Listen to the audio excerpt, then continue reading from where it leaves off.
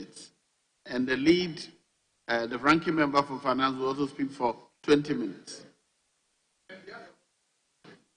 Very well. Their supporters will speak for 15 minutes each. For each side, 2 members, ranking member and another, chairman and another. Thank you very much, honorable members. Yes, Honorable Kupati, you may start now. Thank you, Mr. Speaker, for the opportunity to second the motion to approve the budget statement and economic policy of the government for the year ending 21st December 2022.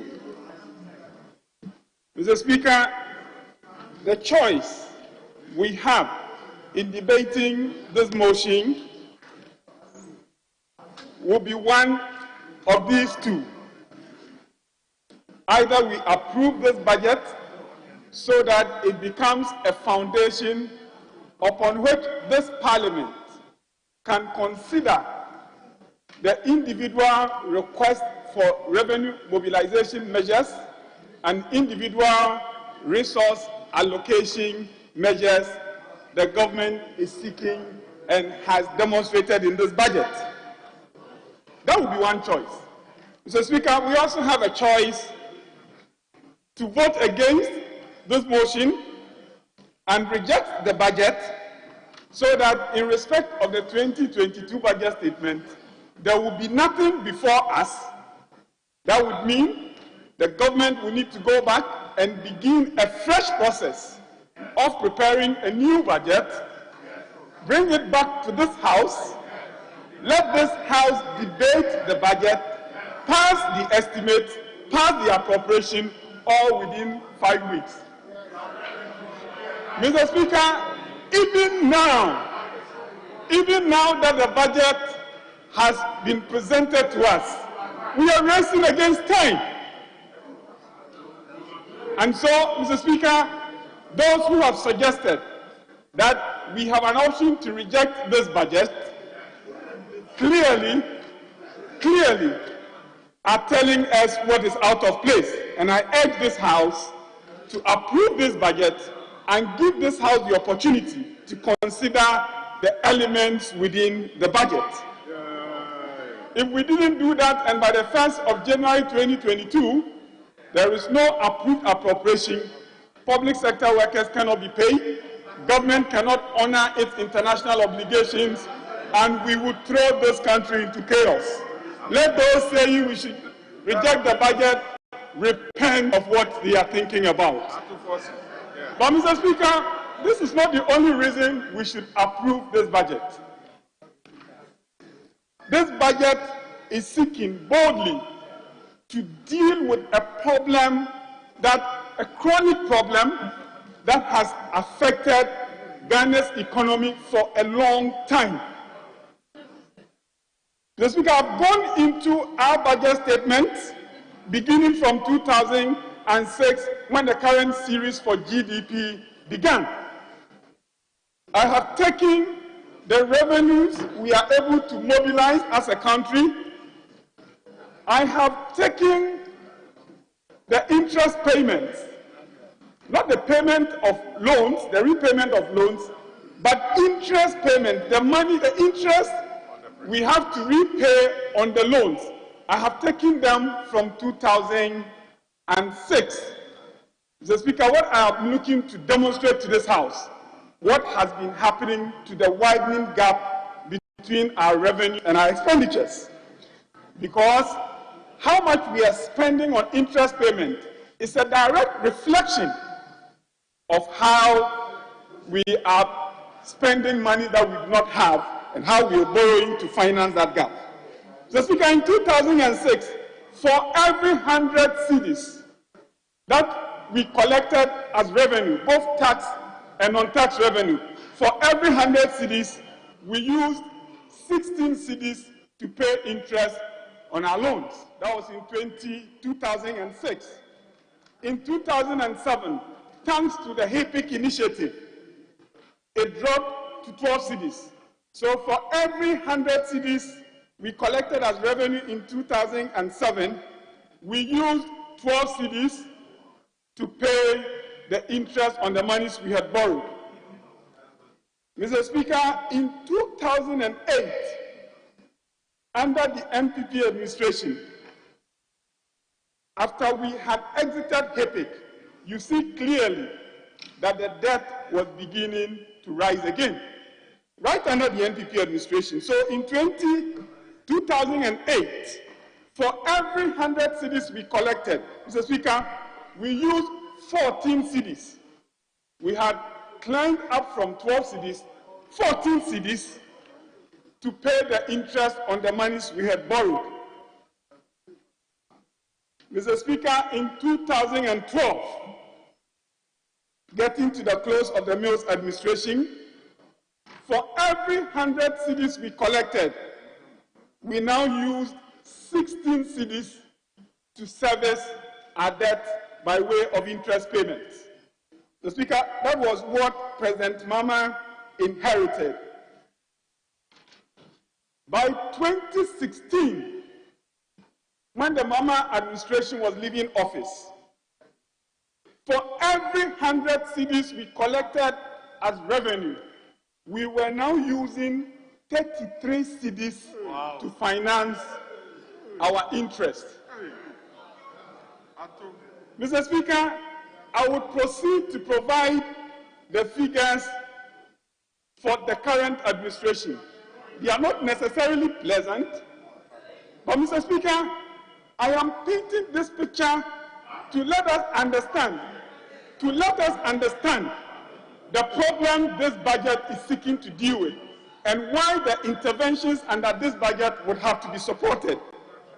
Mr. Speaker, it is not as though, I'll provide the figures shortly. Mr. Speaker, it is not as though we have not averted our minds to this. In early 2013, President Mama came to this House, Mr. Speaker, and told us that the meat was now down to the bone. So we knew.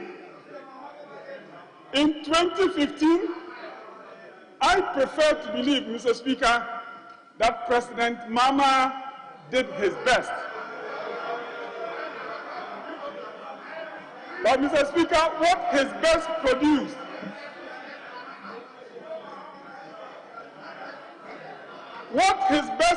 Mr. Speaker, was that in 2015, this country made a decision to seek an IMF bailout because we did not have policy credibility.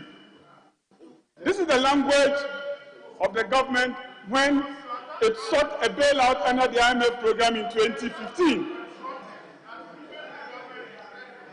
Mr. Speaker, we exited the IMF program in 2018, but a little over a year later, our economy was hit by a global pandemic.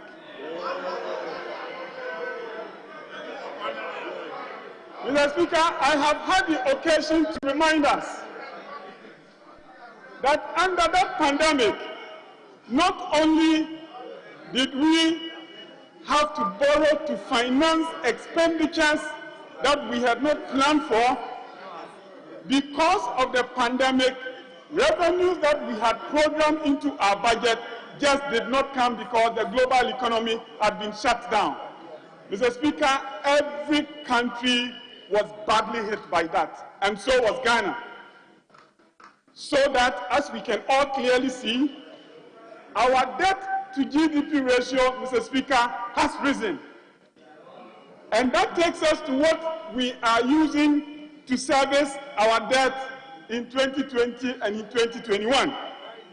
Mr. Speaker, in 2020, for every 100 cedis we collected as revenue, we now use 45 cedis to service our loans and to pay interest on the monies we have borrowed. Mr. Speaker, I'm looking at the 2021 projected outturn because we are not at the end of the year yet. And this is likely to climb to 47 cedis being used to pay interest for every 100 cedis that we collect as revenue. Mr. Speaker, we must ask ourselves as a people, is this sustainable? It is the trend we have seen under the previous government, the trend we are seeing now. Mr. Speaker, is that sustainable? Of course it is not. And it is the reason government has taken the bold step under this budget to deal with what has been a chronic difficulty of this economy. Mr. Speaker, that is why I invite this House to support not just the policies of this government, of this budget, but also to support the interventions within the budget to deal with a problem that has been bedeviling our economy in the past and present. But, Mr. Speaker, I do agree that to deal with the difference between our revenues, the widening gap between our revenues and expenditures, the adverse gap should not just be on the revenue side. We need to take steps also to deal with our expenditures. And Mr. Speaker, that is why I am glad to see the paragraphs of the budget we are being invited to consider. Paragraph 322 to 332, where some measures have been outlined to deal with the rising expenditure against our revenues. And Mr. Speaker, I will mention a few of them. Government is inviting us to approve an initiative to move away from sole sourcing to more competitive tendering contracts. Mr. Speaker, this is a good initiative. We need to support it. Mr. Speaker, government is looking to improve efficiency of public sector projects financing by tightening the value for money regime of government projects in accordance with the law we passed recently. Mr. Speaker, this again is an expenditure control intervention that we must support. Government is seeking, again, Mr. Speaker, to abolish post-retirement contracts and step up payroll cleanup and rationalization. Again, Mr. Speaker, this is an expenditure control measure we should support. Government again is seeking to apply gift mates to cut down unauthorized commitments made across the economy, adding to our arrears and worsening the gap between our revenues and our expenditures. Again, Mr. Speaker, this is something we should support. I see again a commitment by government to cut back on the exemptions we give in this economy. And as I speak, Mr. Speaker, we are aware that the exemptions bill 2021 has been laid in this House.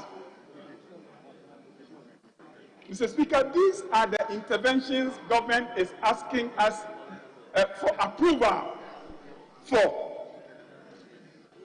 But, Mr. Speaker, I proceed by saying, as Parliament, not only should we be approving and supporting government in these initiatives, Mr. Speaker, we as Parliament must also lead by example. Are there ways, Mr. Speaker, are there ways the leadership of Parliament can cut costs as Ghana seeks to bridge the gap between our revenues and expenditures? Mr. Speaker, are there ways that this House, we can lead by the example?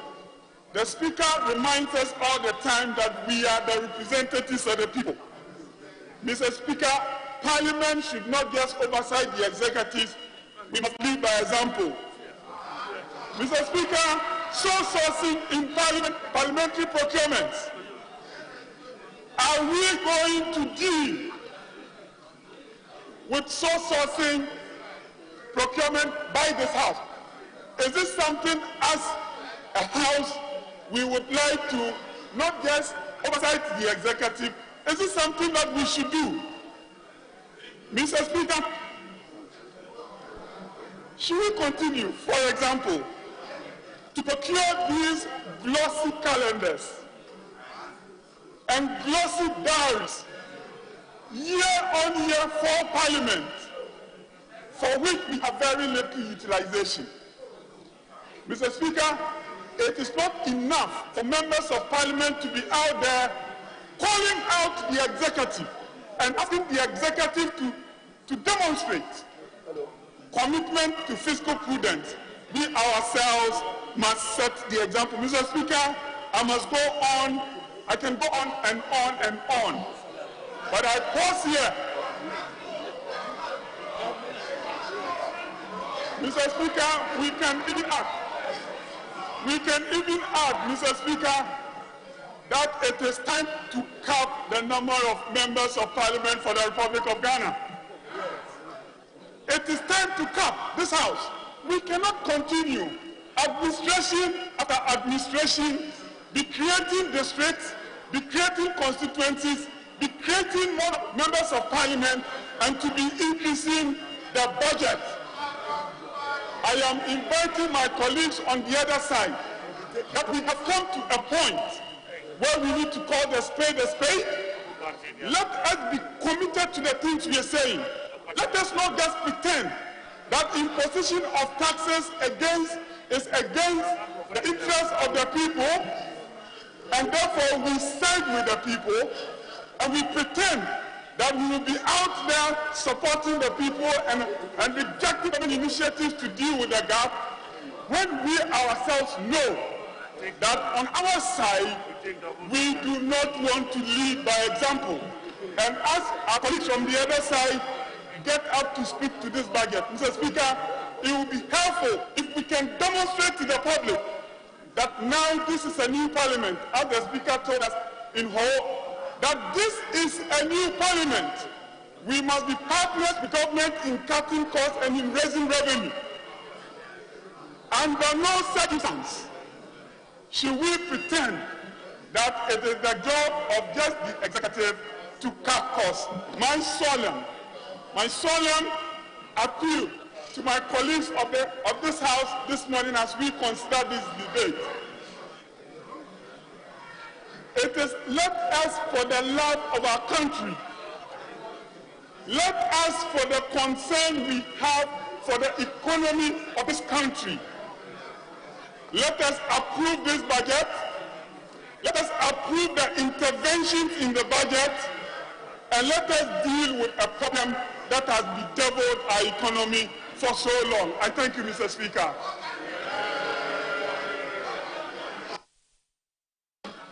Yes, Honorable Alto Force.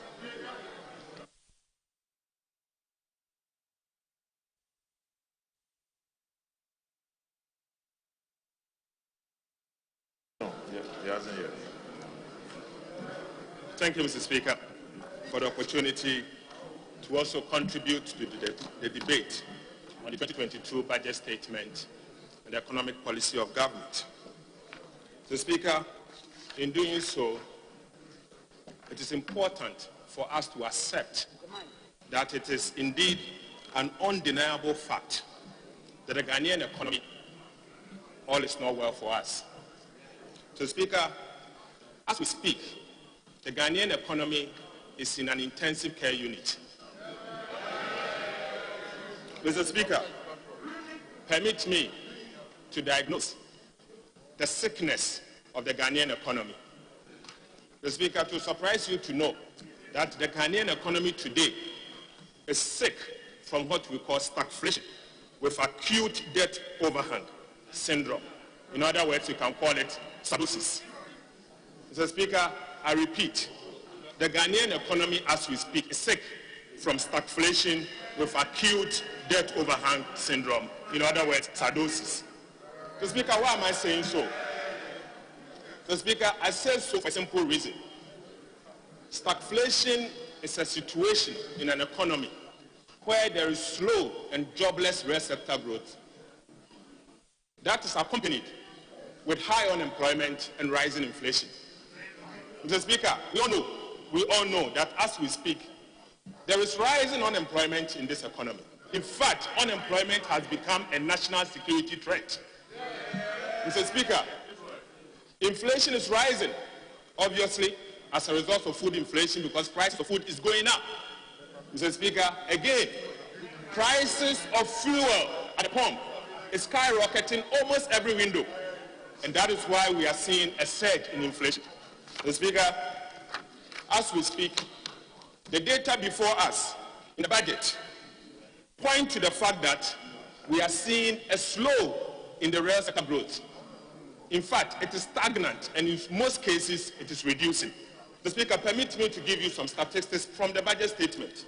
The Speaker, clearly, agriculture that grew at 7.4% in 2020 is expected to grow at 5.3% in the year 2021. Again, Mr. Speaker, industry that grew at a negative 3.6% is also expected to continue to grow at a negative rate of 0.5% in 2021. So, Speaker, surprisingly, the key sectors of the service industry, such as real estate that create jobs, in fact, in the year 2020, the real estate grew at 12.5%, but is expected to decline further to 10% in the year 2021. So, Speaker, financial and insurance sector that grew at 5.5%, again is expected to grow at 5% in the year 2001. So, Speaker, in information and communication grew at 22.5% in the year 2022, is expected to grow down to 21% in the year 2021. And finally, Mr. Speaker, health and social sector that grew at 8.2% is expected to grow at 8% in the year 2021. So, Speaker, coupled with stagflation, this Ghanaian economy is witnessing what I call acute debt overhang. So, Speaker, let me give you some statistics. And I'll point to the budget statement. In fact, I take you to Appendix 2B of the budget statement, page 229. The Speaker, clearly, the minister has informed us in the budget statement that the first 9 months of the year, from January to end September 2021, they have collected tax revenue of 37.1 billion Ghana cedis. Tax revenue. Obviously, you will pay your debt with your tax revenue. Mr. Speaker, in the same budget statement, the next page, page 230, expenditure under Appendix 2B, the government informed us that in the same period, from January to end September 2021, they spent 25.3 billion Ghana cedis to pay interest only. Interest. Mr. Speaker, again, I refer you to Appendix 2C. The government is informing us that they spent 9 billion Ghana cedis for the purposes of amortization, which means you are paying down your debt. To put the two together, we spend an amount of 34.4 billion Ghana cedis of the 37 billion tax revenue to service interest alone, debt servicing. The Speaker, in simple put, we actually spend 93% of our tax revenue to service our interest. This is certainly a case of an acute debt overhang. Mr. Speaker, let me also point to the fact that this government inherited a debt of about 120 billion Ghana cedis. Today, our minister responsible for finance had said to all of us that the debt as of September 2021 has become 341.8 billion Ghana cedis. Mr. Speaker, in fact, if you do the math, it means that within a space of 4.5 years, you have added 221 billion Ghana cedis to the debt stock, representing almost 65% of our GDP in 4.5 years. So, Speaker, that is why I repeat that this economy is sick from sardosis. It's self-inflicted. The sardosis is self-inflicted. We are witnessing stagflation. We are witnessing acute public debt overhang. So, Speaker, that is the situation we find ourselves, unfortunately. But let me take you to what is happening. So, Speaker, this sardosis calls for an important decision. As a country, we have to make choices. In fact, a very difficult choice. A choice to fix this sardosis at home, or probably go to the hospital to fix this sardosis. But, Mr. Speaker, for me, what matters and what is most critical is taking the right prescription with the right dosage. Mr. Speaker, I will take you through as to whether this government is taking the right prescription in solving our problems. Mr. Speaker, I beg to say that the budget that has been presented to you, to us, is clearly very unrealistic, unacceptable, in fact, incredible. Mr. Speaker, I will take you to, in fact, Appendix 3B of the budget statement. Mr. Speaker, even before I take you to Appendix 3B, let me first of all take you to Appendix 2B. Again, Appendix 2B. Mr. Speaker, Appendix 2B, you will notice that, again, our Minister of Finance has informed all of us that the public debt, the tax revenue, as at 30th September 2021 is 37.1 billion. This simply means that almost every quarter, in the last 3 quarters, on average, the quarter will raise about 12.3 billion Ghana cedis per quarter in tax revenue. The government is telling us that between October to December, they are going to raise additional 18 billion Ghana cedis in tax revenue. So, Speaker, this is most unrealistic and not almost impossible. So, Speaker, I say it's unrealistic for a simple reason. The simple reason is that, on average, every quarter you raise 12 billion. You are saying you are going to raise 50% more than what you've raised in the quarter. I'm very much aware that there are seasonalities in the end, as at end of year, and certainly revenue performs better. But, Mr. Speaker, evidence before us suggests that almost every quarter, end year, the last quarter, revenue increased by about 20%. How come you are projecting that revenue is going to increase by 50%?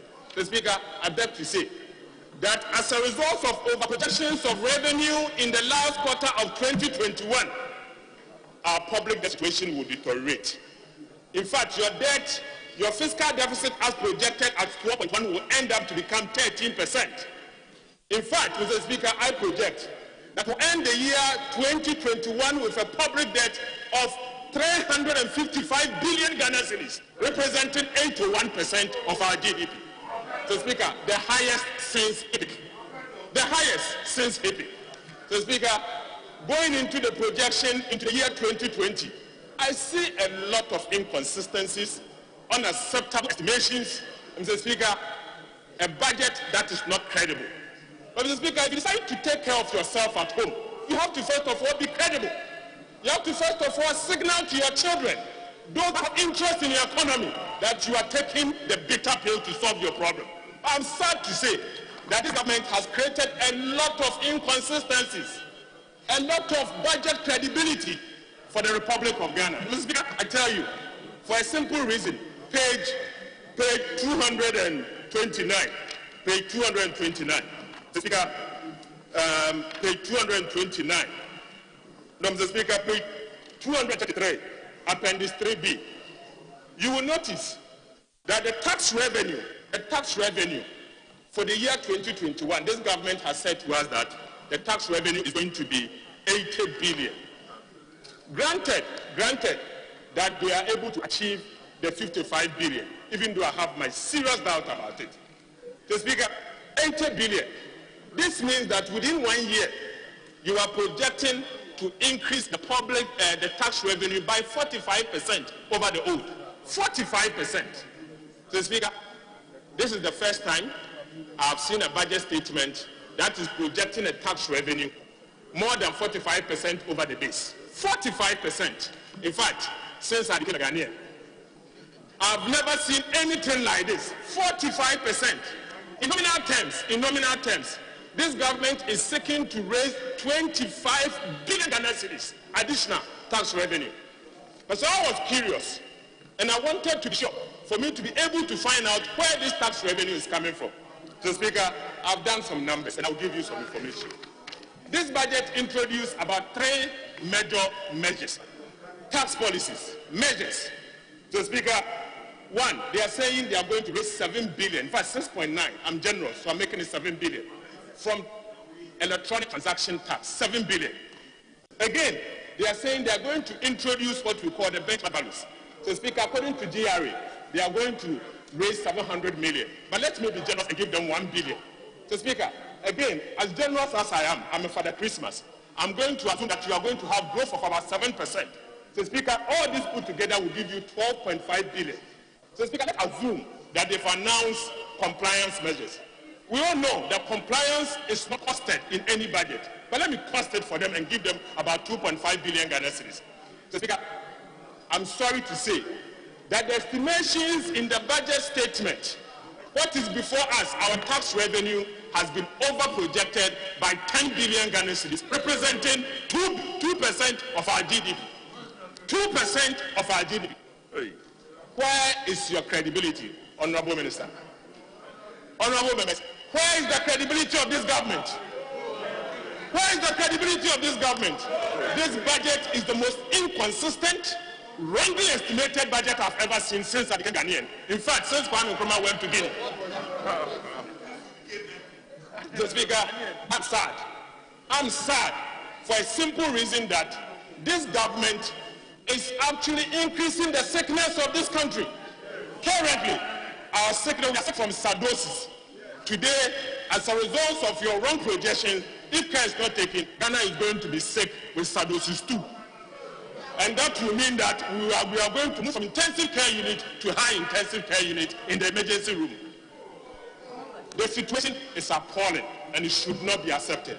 So, Speaker, now permit me to evaluate the infamous electronic transaction tax. The infamous electronic transaction tax, Speaker, what economists do is to first of all evaluate the economic inefficiencies of every tax policies for us to find out whether the tax that you are imposing is going to create deadweight cost or it's not going to be efficient. So, Speaker, I beg to announce that this 3-legged tax called the electronic transaction tax is not going to help us as a country. So, Speaker, I say it's 3-legged. 3-legged because this tax has 3 legs. The first leg is that they are going to tax what we call remittance. The second leg is for them to tax bank transfers, electronic bank transfers. And then finally, Mr. Speaker, they are going to tax mobile money transactions and merchant transactions. So, Speaker, so you see why I call it a 3-legged tax. So, Speaker, first let me deal with the issue of remittance. I have with me the external sector development cumulative number from the Bank of Ghana. In fact, this was just published when they recently held the MPC report. The MPC meeting, the Monetary Policy Committee meeting. So, Speaker, the evidence before us is that remittances represent 2.5% of our GDP. In dollar terms, 3.6 billion Ghana cedis in remittances. So, Speaker, we all know what remittances does to all of us, our economy. In fact, the central bank rely on it to show our currency. Remittances is what actually sustains the Ghanaian economy. So, Speaker, our brothers and sisters in the diaspora sends money in. 1 minute. Sends money in. But to surprise you to know that this government seeks to tax remittance. So, Speaker, my worry is that if care is not taken, the money that goes through the normal banking sector, to the extent that to support our banks is not going to come. So, Speaker, again, the mobile money tax is the most regressive tax I've ever witnessed in my life. Regressive in the sense that it's not going to support the ordinary Ghanaian. So, Speaker, I know. For the record, I'm 43 years. So, Speaker, let everyone be aware that the regressive tax is not going to help us. So, Speaker, I'm concluding. Oh, no, you have 20 minutes. Sorry, 20 minutes. You have 5 minutes more. So, Speaker, I still have 5 minutes. Go on. Thank you, Mr. Speaker, for giving me additional 5 minutes, because that is what I deserve. Mr. Speaker, as I said, the remittances is not taxable and should not be taxable, Because remittances is not only our brothers and sisters coming from diaspora that is remitting money into the economy. In fact, investors remit money to grow their businesses. So what you are seeking to do, you are preventing Ghana from receiving foreign direct investment. This is most economic inefficient tax policy I have seen. Mr. Speaker, bank transfers. I am not aware of any country in this world that taxes the amount you are transferring. So now you are telling me that if I decide to pay my children's school fees through the banking system online, you are telling me that you are going to tax that amount that I'm sending. Most insensitive and unacceptable. Mr. Speaker, mobile money transactions. Mr. Speaker, I am aware that most traders, ordinary Ghanaians, they keep mobile money wallets as their savings account. They keep mobile money wallet as their savings account. An attempt to tax mobile money transaction will mean you are taxing savings instead of encouraging savings. Mr. Speaker, I beg to say that this policy is not acceptable. This policy is not acceptable because it is going to bring about inefficiencies in the Ghanaian economy. Mr. Speaker, above all, and to conclude, we were told that this budget is going to introduce what we call benchmark values, to the extent that the government is going to impose the full benchmark values as the basis of assessing import duties. Mr. Speaker, Guta importers are now speaking. What they have informed all of us and have asked us as the people's representative, in fact, what they have told us is that prices of goods that are imported is going to go up by 25%. At the minimum, in some cases, 30% going into the Christmas. So prices of sugar is going to go up by 25%. Prices of rice is going to go up by 25%.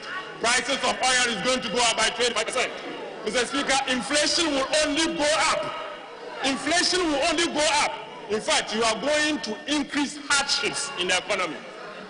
Mr. Speaker, we all know that the ordinary Ghanaian is struggling. Mr. Speaker, if you go out there, the popular word is Ukromaeshi. The popular word out there is Ukromaeshi. Mr. Speaker, this morning my constituent said to me that I should tell you, Mr. Speaker, that Ukromaeshi, to which times are hard. Yes. So I would have thought that government would take decisions to ensure that this major thing comes down. Mr. Speaker, this budget means no Christmas for Ghanaians. Yeah. This budget means that this Christmas is going to bring about pain, suffering to the ordinary Ghanaian. Mr. Speaker, I think that is not enough. I see that is not enough. They have said to us that they are going to introduce some special taxes.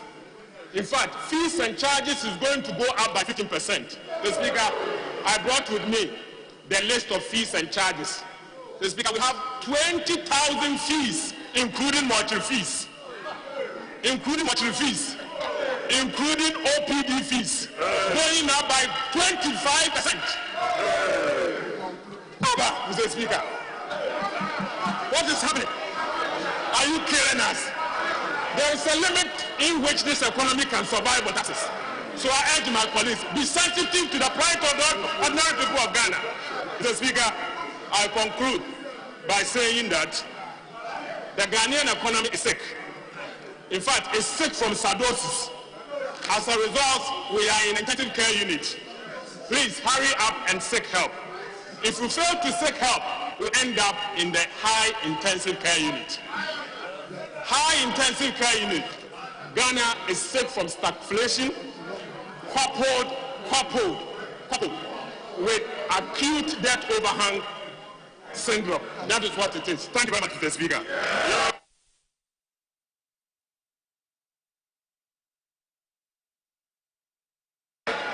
Honourable members. Honourable members. Honourable members, order. Before I invite the next contributors, Kindly permit me to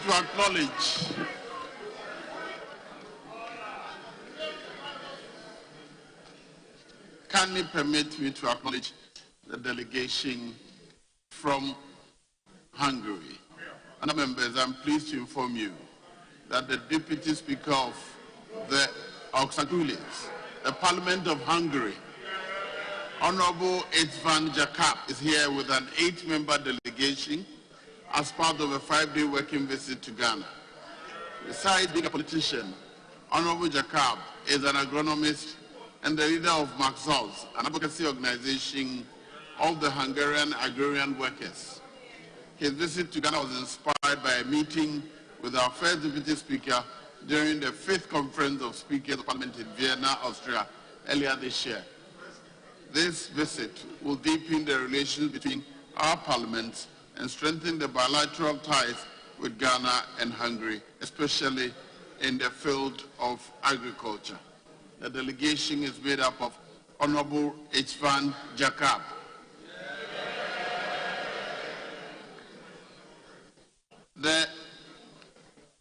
His Excellency Tamás Fahar, Ambassador of Hungary to Ghana, Mrs. Beatrix Kesse, Deputy Director for Foreign Affairs of the Office of the Parliament of Hungary, Bella Ubanyi, the Campus Director, Hungarian University of Agriculture and Life Sciences, David Bekese, Deputy Head of Mission, Mr. Lazio Bihari, CEO of Eurovet, Strategic Vice President of the African Knowledge Center of Hungary, Mr. Zoltan Saringa, Hungarian English interpreter, Ari Tamás, Economic Counselor, Yuri Attila, the Senior Agriculture Advisor to Eurovet. On behalf of Mr. Speaker and on behalf of all of you, I welcome you to Ghana and to the Parliament of Ghana. Thank you. Now I'll call on Honorable Opon Kroma to now make his contribution.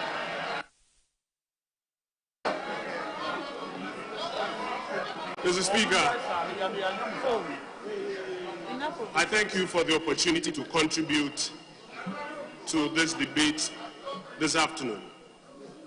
Mr. Speaker, we just spent the last 20 minutes listening to my very good friend, the Member of Parliament for Juma Kunyadisiem, whose conclusion is that this economy is sick, is in a state of psychosis, and that the measures being introduced by the administration are insensitive. Right, Honorable Speaker, the people of Ghana are looking up to us this afternoon, that at a time that the entire world is coming out of an economic crisis, her leaders, her members of parliament will find common ground to agree on solutions to the economic challenges that the world is going through and Ghana is going through as well. And I want to call on our colleagues on the other side that this debate be characterized by that common national agenda ahead of us. Because if not, and we descend into the old realms of political goal scoring, then we will also be tempted to say to them that the time when the economy was in psychosis was in 2014 when they took us to the IMF. If we do not rally around a common national agenda to find solutions for our people, then we will also be telling them that insensitivity is when a president looks unemployed young people in the face and tells them that he's not a magician, he can't give them jobs. Mr. Speaker, we don't want to go that way today. We want to have a conversation with a national objective ahead of us. We are here today not to even consider estimates. We are here today not to even do appropriations. We are here to consider the economic policy proposal, which the administration has put before us. Mr. Speaker, the question before us is whether or not this House will approve the economic policy. And my suggestion is that this House should approve the economic policy proposal that the administration has put here. Mr. Speaker, I say so for 5 reasons that I will outline shortly. Number one is the fact that the most important question on the minds of people of this country, including the young people of this country, is the question of unemployment. Right, Honorable Speaker, I have in my hands here the Afrobarometer study of the Center for Democratic Development, conducted just before the 2020 elections. And it lists the top 3 challenges on the minds of Ghanaians: unemployment, infrastructure, education. Mr. Speaker, the question therefore is, do the economic policy proposals that have been put before us answer the question of unemployment on the hearts and minds of Ghanaians? And I submit to you that the answer is yes, Mr. Speaker. Mr. Speaker, by the year 2024, 6.6 million young people will be out of school looking for jobs. Any administration that is minded to deal with the challenges of our time will be exploring ways by which it can help ensure that these people get jobs. And that is one of the first considerations that this budget answers. Mr. Speaker, as a matter of fact, the first thing we have done as an administration, indeed as a country, is to expand the Ghanaian economy. By 2016, when the immediate past administration was leaving power, growth had come to as low as 3.4%. What that means is that the rate at which the Ghanaian economy was expanding, so that private sector could expand and create more jobs, was down to 3.4%. Right, Honorable Speaker, until COVID hit us, we were growing at an average of 7% year on year. An average of 7% year on year. What that meant was that a lot of young people had the opportunity to get jobs in the private sector. Mr. Speaker, additionally, even in the public sector, the government of Ghana, under the leadership of the Akufo-Addo administration, ensured that at least about 300,000 young Ghanaians were recruited in the public sector, both for those who are paid by the Comptroller and Accountant General and for those from the non-subvented agencies. Mr. Speaker, this is very different from the days when we were told that because we were down to the bone and had got the IMF, we could not recruit people in the public sector. But what is even more exciting, Mr. Speaker, is that in this 2022 budget, the administration has made available 1 billion Ghana cedis to support young men and women in this republic who want to embark upon their own business, known as the Youth Start Initiative. And so, Mr. Speaker, the most important issue on the minds of Ghanaians is being answered by this administration by expanding the private sector. And if you look at the forecast of growth in the year 2022, we as an administration are forecasting 5.8% growth. The International Monetary Fund, from where my friends get policy credibility, says that they project that we will hit 6.2% growth. That expansion is expansion that will create a lot more jobs in the private sector. The continued expansion in the public sector will create jobs in the public sector.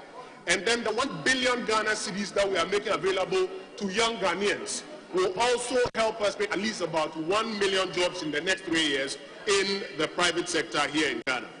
And so the most important question, unemployment, is answered by this 2022 budget, Mr. Speaker. Right, Honorable Speaker, every Friday when we come to this chamber, you field questions, majority of them coming from my colleagues on the other side. And a good number of those questions have to do with infrastructure and roads.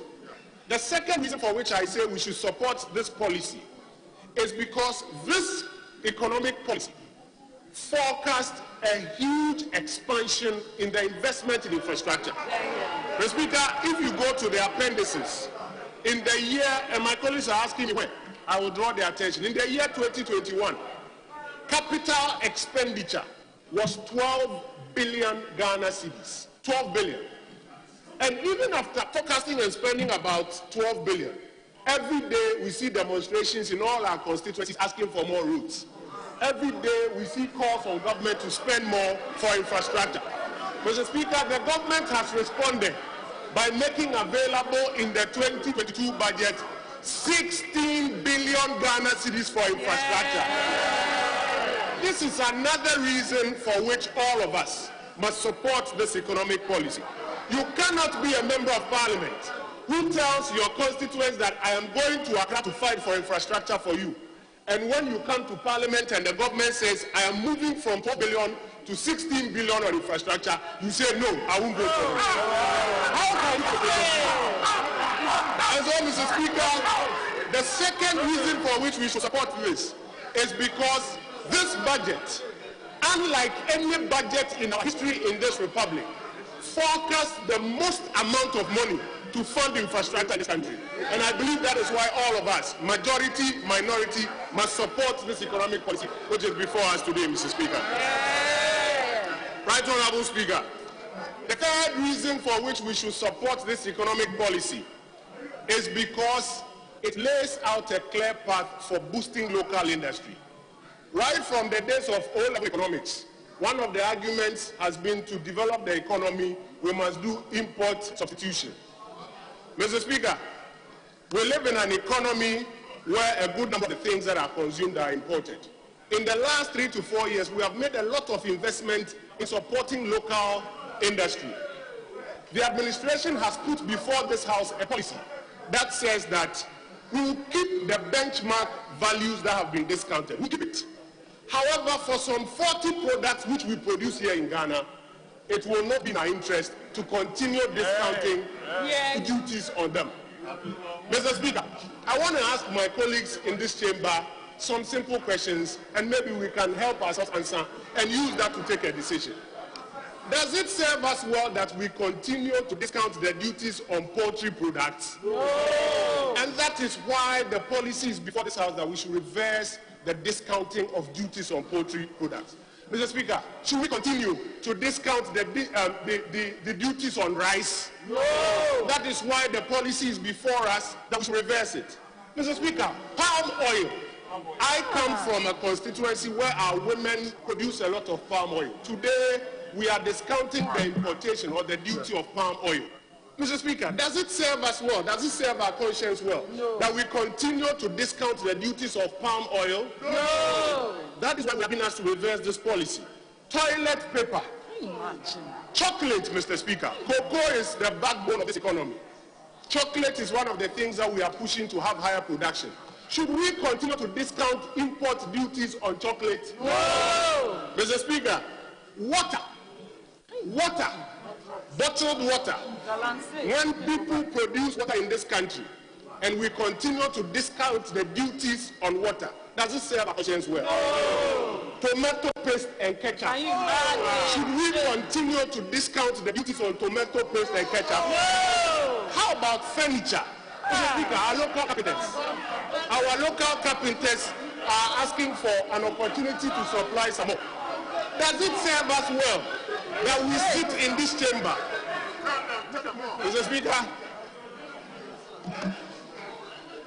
does it serve us well that we sit in this chamber and say we should continue to discount duties on furniture? No. That is why the executive has brought to this hallowed chamber a request that we reverse the discount of the duties on these about 40 products. My humble prayer is that if we really support local industry, now is the time to support this economic policy that is before us, Mr. Speaker. Mr. Speaker, one of the things that we are grappling with is debt. The chairman of the Finance Committee gave us a trajectory of our debt management over the years. Mr. Speaker, I heard my colleague, the Honorable Atoforsen, seek to use the CD-denominated debt as a standard for analysis. I always say to him that the CD-denominated debt will mislead you, because if your debt is $100 million at an exchange rate of $1 is to 1 CD, like President Kufuor left us, the first day your CD-denominated debt is 100 million cedis. Mr. Speaker, if the exchange rate slips to 1.5, the next day it is 150 million cedis. Does it mean you borrowed more? No! And so this CD-denominated debt analysis will mislead you. Mr. Speaker, the most important thing to examine are the debt sustainability indicators. And those debt sustainability indicators, Mr. Speaker, the most important one year to year that we must watch is the deficit. Right Honorable Speaker, it was in this hallowed chamber that we all agreed that never again should that administration, without cause and without prior approval, go beyond 5% deficit. And in the first set of years of this administration, we demonstrated fulfillment to that. Because of COVID, we went up to 11.7%. Mr. Speaker, if you read this budget, it is clear that we are bringing the fiscal deficit down to 7.9 in this 2022 year.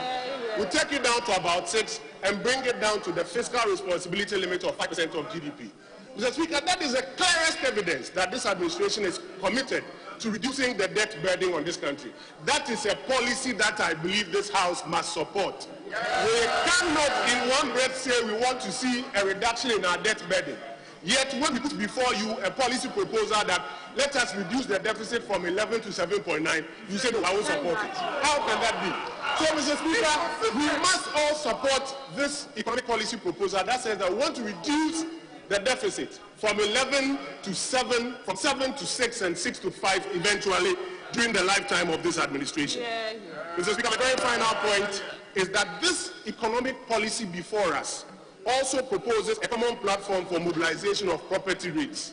Mr. Speaker, if you did an audit of how many of us as members of parliament pay property rates and pay what we should really be paying, you may be surprised, Mr. Speaker. We know that property rates are not being collected in the right measure across our country. That is why this economic policy before us outlines a measure by which the central government will collect property rates and use the same property rate to develop our country. If we know that this is the problem and a solution has been put before us, I believe what we need to do, Mr. Speaker, is for all of us to support this economic policy before us so that we can mobilize property rates, not an increase in the rates, not a new tax, but those property rates for this purpose. Mr. Speaker, additionally, talking of revenue, this administration has proposed a more efficient and equitable way of raising revenue, that is the e-levy. Mr. Speaker, we say the system is working elsewhere. We want to see development in our country like elsewhere. But tax to GDP, Mr. Speaker, only 12%. And we ourselves say that the informal sector is not paying much. We need to raise more revenue in an equitable manner, but protect the poor. That is why we have ensured that the first 100 Ghana cedis, which means 2,000 cedis a month, is not taxed. But subsequently, those who can afford are taxed. Mr. Speaker, as I round up, I want to call on every single one of the 275 members of this House. These are economic policy prescriptions that we must all support. We must support them because they are the answers to the questions on our mind. I thank you, Mr. Speaker, for the opportunity.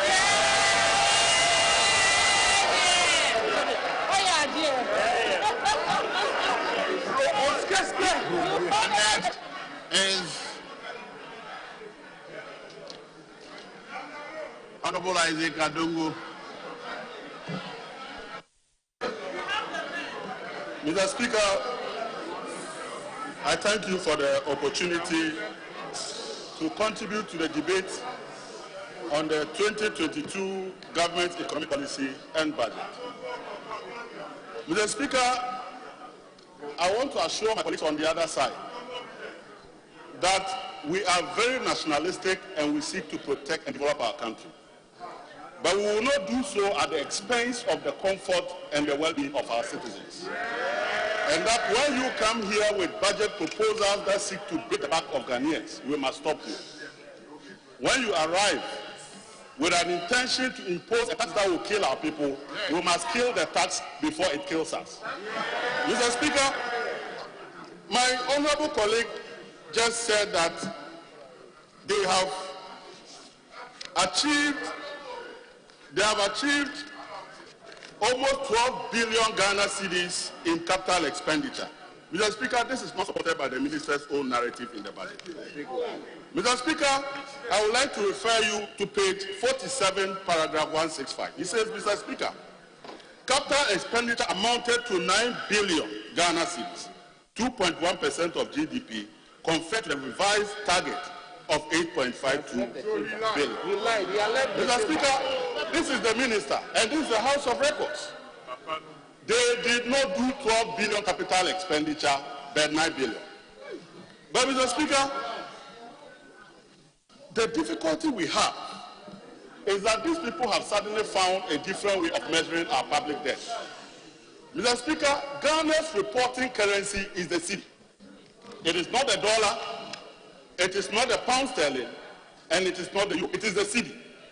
So next time when you go borrowing 3 billion from the Eurobond market and you come jubilating and spending it on fish and kenke, know that the exchange rate will translate it. And when the exchange rate, which is your own mismanagement, is reflected to show your true conduct of managing the currency, don't come here and cry and say we should use the dollar. But the dollar is not our currency.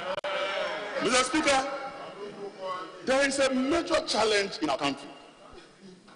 I'm yet to see a father in the house who eats all the food in the house, lick the plate, washes the plate and hangs it without thinking about how the children in the house will eat tomorrow. Mr. Speaker, that is the government we have today. Mr. Speaker, this government went and mortgaged 10 years of revenues that are meant for this country and for our future generations to borrow on ESLA. That money they borrowed, they know they will not pay for it. But they don't care whether in future our children suffer or not.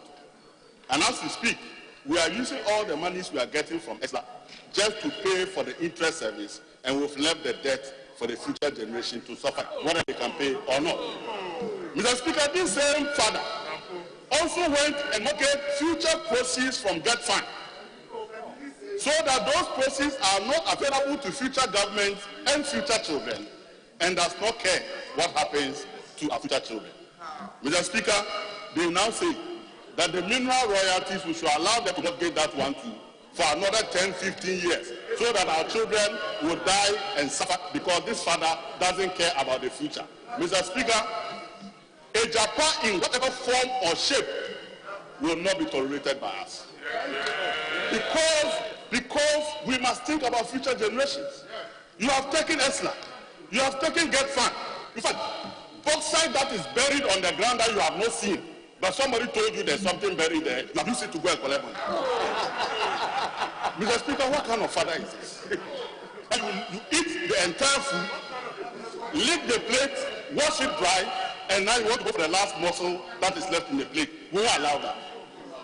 Mr. Speaker, one of the difficulties I have, and I heard my colleague say that for every 100 Ghana cedis that we borrowed under John Dramani Mahama, we were spending 34 cedis to service the debt. That is 34% of your tax revenue. So the Mahama left you a room of about 66% to manage the economy. That is what we call fiscal space and fiscal buffers. And fiscal buffers are important in times of crisis because they provide the opportunity and the capacity of the economy to show resilience, because you can expand the fiscal space, still be able to deal with the challenges, and still live within manageable limits of your debt and your deficit. Unfortunately, these people, they have moved from 34% to 103%. Mr. Speaker, so what it means is that over a period of 4 years, they have squandered 64% in the fiscal space, resulting from interest payment, and now they go ahead to borrow 8.3 billion Ghana cedis just to pay for interest again.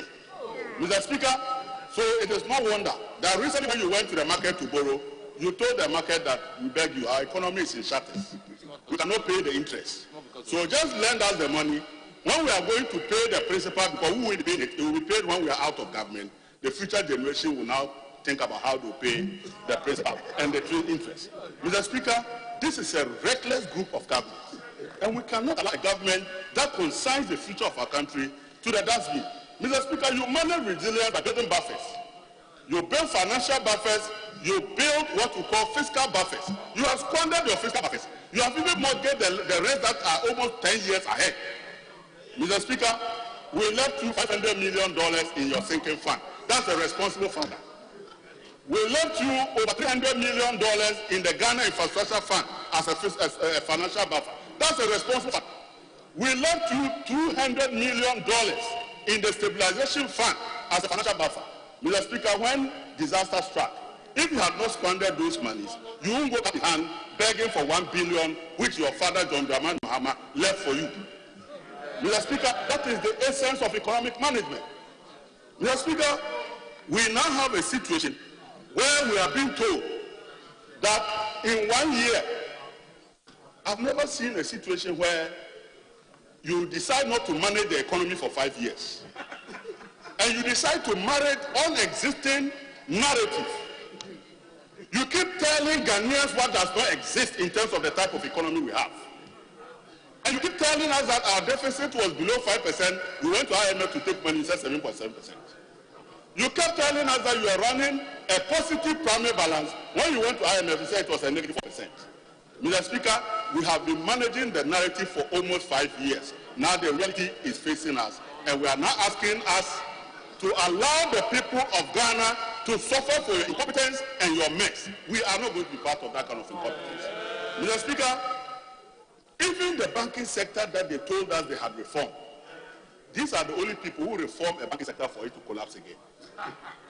Mr. Speaker, the minister's own report is saying, and I want to quote it, that in paragraph 127, that money supply significantly declined, which is the reason in paragraph 128 we saw a drop in credit to the economy from 9% to 14.4%. So that physical expansion, when you borrowed almost 44 billion, where did that money go? Did it end up under your pillows?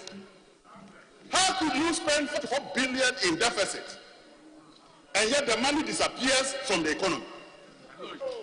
That the money supply in the economy suddenly disappeared, even though you had embarked on one of the most aggressive fiscal expansion. Did you put the money under your pillows? No wonder the Auditor General is saying over the last 4 years, irregularities that we cannot account for about 36 billion Ghana cedis. Mr. Speaker, this is the type of government we are dealing with. Mr. Speaker, we cannot trust this government. When this government came and said they were moving from taxation to production, and said that they had abolished a special import duty, Abosu kind people rose and jubilated, not knowing they were waiting for them at the port to show them the difference. And when they arrive at the port, Mr. Speaker, people must understand benchmark values. Benchmark values are the exceptions and not the rule. So what we do is that when the commissioner is suspicious that a particular invoice has been under invoice, then he has the mandate to use his own valuation to determine the appropriate rate. After you remove that import duty of 1%, you went to the port and you gave all the items your own valuation. Now they'll go and pay, and they realize that they were paying 3-4% more than when you had the 1% there. Mr. Speaker, when you remove taxes, we suffer at the port. Mr. Speaker, when these people came and said a Jumapa budget, we ended up with unemployment, escalated unemployment. Mr. Speaker, when these people came and said the year of roads, we ended up being insulted that educated people should go on demonstration. Our roads were not fixed. Mr. Speaker, they are saying that they want to do U-Start with 1 billion Ghana cedis. Mr. Speaker, if you use 1 billion Ghana cedis to create jobs of 1 million, that is 1,000 Ghana cedis per head. So it is because of 1,000 Ghana cedis our kids are unemployed. But Mr. Speaker, the Speaker says he wants to grow our revenue by an additional 7% of GDP. Our GDP is estimated at 502 billion for 2022. Mr. Speaker, 7% is 35 billion Ghana cedis you are seeking to remove from our pocket. And then you come and look at in the face because our children are unemployed and we are worried. You exploit our vulnerability to tell us that it is because of our children you are taking 35 billion to solve the unemployment problem. Now we ask you, how much are you using to solve the unemployment problem? You say 1 billion. You take 35 billion to give to 1 billion to unemployment. That is an insult to the intelligence of our children who are not unemployed. And this cannot be a government to be trusted. It is very clear that this government, anytime it wants to throw the bitter pill down our throat, they will find a sweetener that doesn't make sense.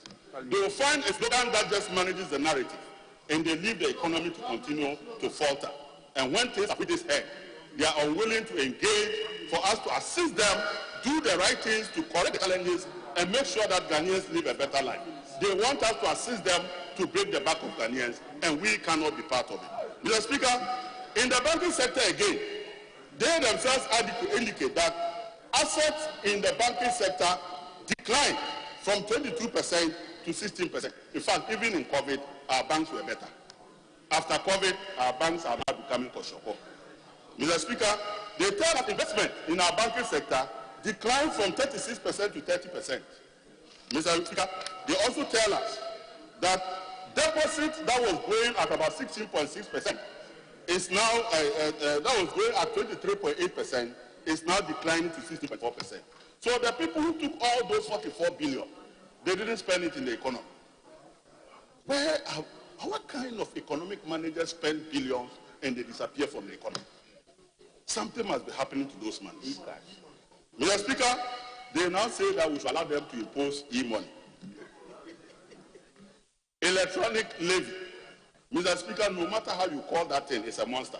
Mr. Speaker, it doesn't matter the language that you use, that is a killer. Mr. Speaker, that will change the face of our families and our children and the entire business community if we allow this to pass. This is anti-poor, it is anti-business, it is the most regressive. Mr. Speaker, our role here is not to kill the hen that lays the golden egg. And that hen is the businessman we are taxing to death. That hen is the working community that work very hard to break their back, only for you to take the money and go and pay for interest payment, but you are not fixing our roads. Mr. Speaker, at this point in time, we need to tell this government in face that when they came to us last year, they said that revenues had dropped by 11 billion because of COVID. And then in addition to that, they spent 19 billion on COVID. Mr. Speaker, the two figures put together is 40 billion. In 2021, they spent only 2.3 billion on COVID. And yet, we still have expenditure in excess of the 40 billion. So if you are running a family as a family head, and there's disaster you have, and you tell your family they should allow you to borrow to fix the problem, next year you continue to be able to fix the problem that is already fixed. And you continue to keep asking the family to give you more money, even when the problem doesn't exist. Mr. Speaker, this government must cut the expenditures that were related to COVID to the tune of about 40 billion before you come to us for a conversation. You cannot be asking us to fund your inefficiency, fund the waste in the system, and in the end you think that that is what the people of Ghana want. The people of Ghana ask us not to kill them further. But Mr. Speaker, I come from Bolgatanga Central Constituency. And they came and deceived us that they were going to provide one of the multi-purpose dams that we have never seen. Mr. Speaker, to date, after 3 years, only $56 million they have to pay on mobilization, they can pay.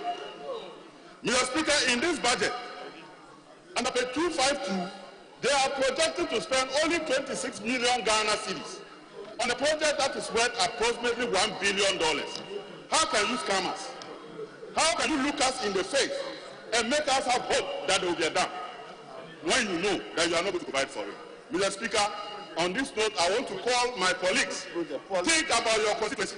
Think about your constituents who are suffering. Don't think about your government, but think about the people that want to hear.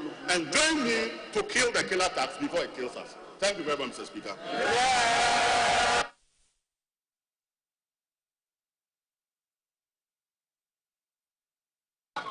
Honourable members,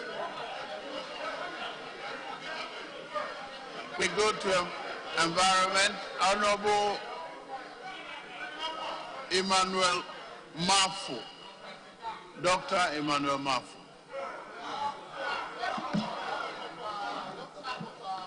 Thank you very much, Mr. Speaker,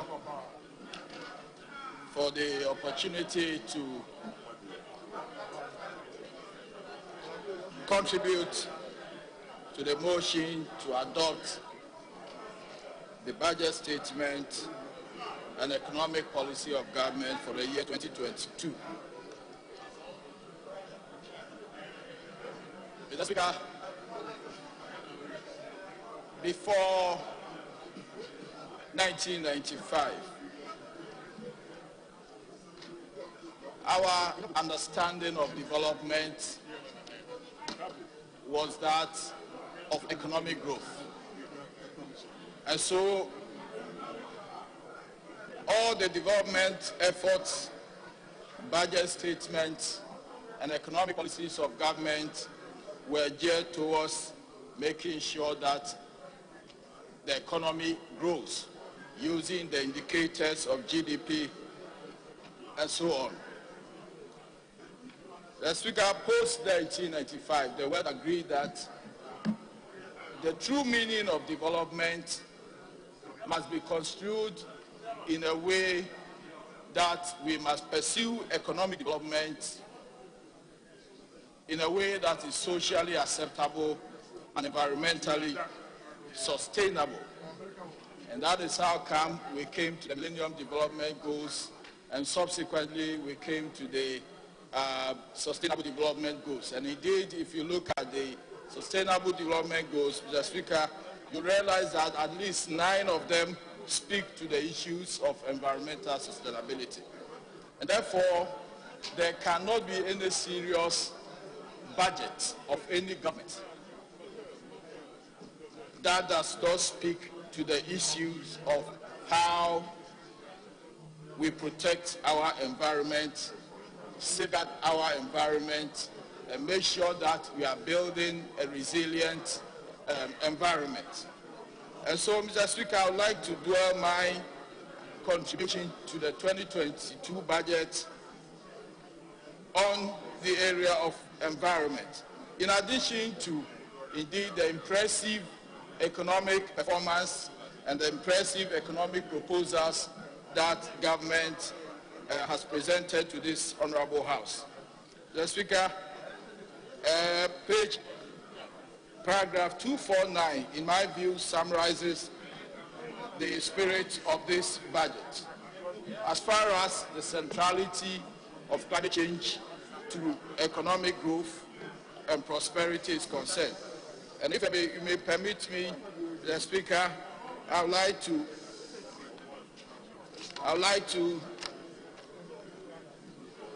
highlight that the economic policies that have been proposed by government, the overall effect is that we are closing the fiscal deficit, moving the primary deficit to a surplus, and also reducing the wage bill to tax revenue from 50 to 38% in just 1 year. This indeed is an impressive economic record. But in addition to that, if you look at paragraph 447 to 470, Mr. Speaker, this budget has a number of policy statements that is related to environmental sustainability and climate change in particular. And Mr. Speaker, I don't believe that there is any budget in the Fourth Republic that has paid much attention to the issue of environmental sustainability than the 2022 budget of Nana Addo Dankwa Akufo-Addo.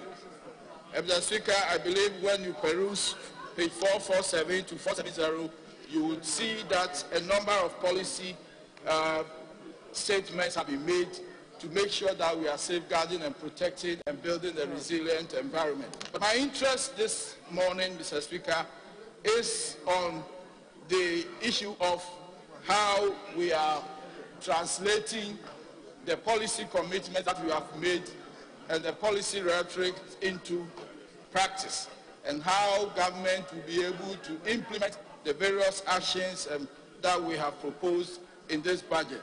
Mr. Speaker, I would like to refer you to paragraph 471 of the budget statement. Mr. Speaker, 471 and 472 speak to an important intervention by government in respect of financing, making provision for the financing of our environmental programs.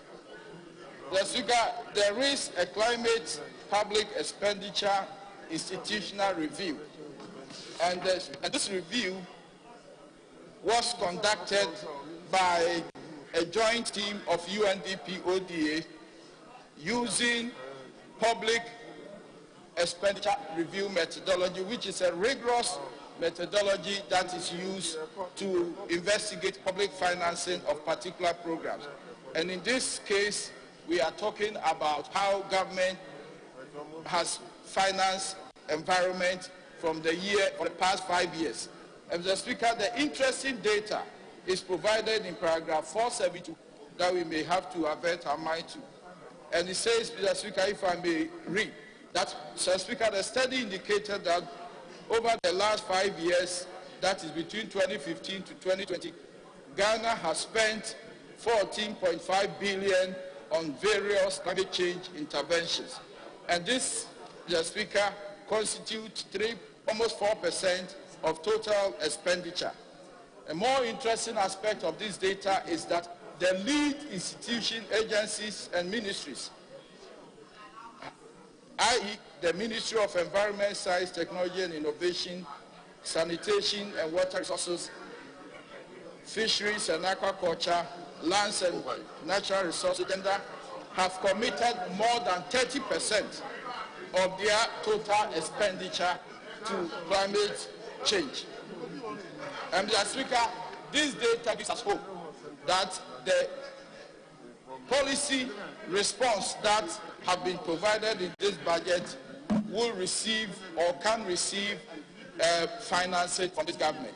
It shows that this government is serious about the environment, and that even though we are required to look for some 57 billion cedis to implement our nationally determined contributions within the period of 2020 to 2030, the provision in 472 gives us the indication that indeed government has made a substantial commitment, and that the requirement of 5.7 billion per year to finance our environment program is something that is already, in my view, within reach. And Mr. Speaker, particularly if you look at paragraph 457 and 465, 466, already this budget statement points to some proposals to tap into the Green Climate Fund and also to use the mechanism of carbon markets to be able to leverage additional funding to finance Ghana's climate response program. Already, Mr. Speaker, we already have 24 million tons of carbon dioxide available for the carbon market that we can use to finance our carbon program. Mr. Speaker, in addition to these impressive environmental policies, I would like to also talk about the need for EPA's role to be recognized, for EPA to be an authority as we progress as a country building more industries and expanding the frontiers of our settlements. Mr. Speaker, we are assured in paragraph 797 that the EPA will continue to enforce the environmental protection laws of this country. And in fact, Mr. Speaker, if you look at the role that EPA is playing vis-a-vis the increasing number of human settlements and industries that we envisage to build, it is important that EPA position itself as an authority that will be able to bring its powers to bear on the challenges that may emerge as we progress and as we grow the economy. Mr. Speaker, another impressive policy that I would like to talk about is captured in paragraph 794, where we are talking about the progress that Ghana is making as far as our ambition towards nuclear power and nuclear energy is concerned. Mr. Speaker, in paragraph 794, the progress that we have made has been elaborated, and I believe that we are progressing towards the generation of nuclear energy to supplement and, if you like, help us to move towards a low-carbon energy economy. And Mr. Speaker, I'd like to also come to the issue of the support that government gives to the promotion of science and technology development in this country. Certainly, we know that the poverty gap is a technology gap, and increasingly we have been advocating for government and successive governments to pay attention to the development of science and technology. And Mr. Speaker, if you look at the provisions in paragraph 792, two interesting issues are captured. that are of relevance to mention, even as we are talking about environmental sustainability and the development of scientific innovation. Mr. Speaker, the first one is the progress that we have made in assisting the CSIR to develop water quality index, which is a clear indication that we are committed to developing technologies to deal with our local problems.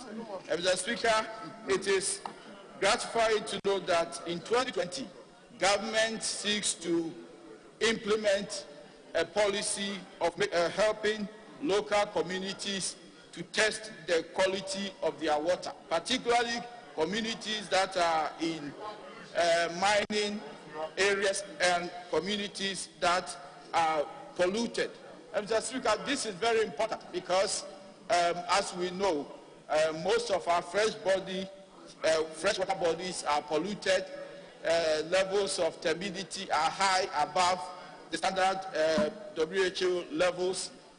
Dissolved oxygen levels are low, and therefore the quality of our water bodies and resources need to be checked from time to time to make sure that public health and public safety is guaranteed. And that is why pursuing a policy that tests the quality of our water bodies and water resources is something that is very important to the development of our country. And Mr. Speaker, let me finally end by on a note of highlighting an interesting discovery by the Council for Scientific and Industrial Research in the Atiwa forest area, where a new frog that is called Atiwa slippery frog has been discovered. Mr. Speaker, the name that has been given to this frog, very interesting. The understanding is that the population of this frog is high in the town called Sajimasi, and so we have agreed, the scientific community has agreed to name that frog as Konorau Sajimas, and so that is an interesting discovery. Mr. Speaker, it shows clearly that our scientific institutions, if we continue to support them, they will be able to do more discoveries. If you peruse the entire budget statement, you will see that in the area of agriculture, you will find a lot of innovations that have been developed, technologies that have been developed, varieties of crops that have been developed by the Council for Scientific and Industrial Research. And therefore, we can say that this government has a clear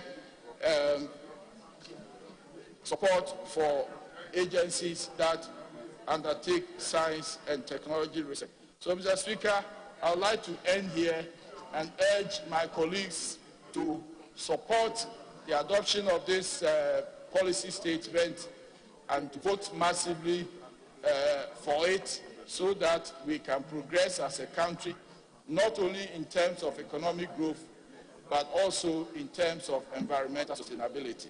Thank you very much, Mr. Speaker.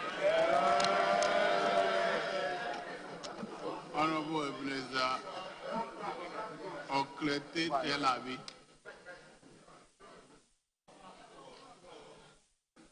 Thank you, Mr. Speaker, for the opportunity to contribute. No, please attention.